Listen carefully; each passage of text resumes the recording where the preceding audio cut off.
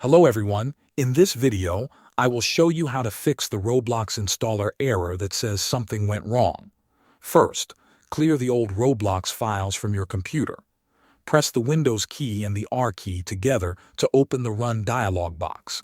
Type %local app data % and press Enter. When the folder opens, locate the Roblox folder.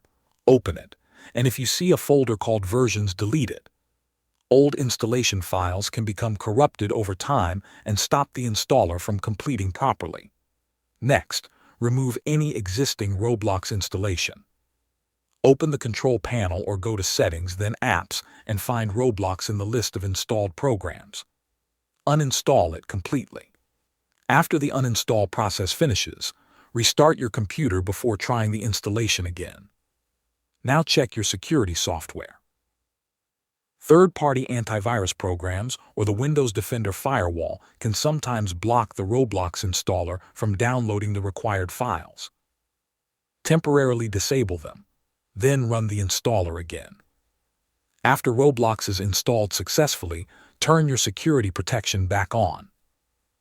Finally, if the download is still failing, restart your router or switch to another internet connection.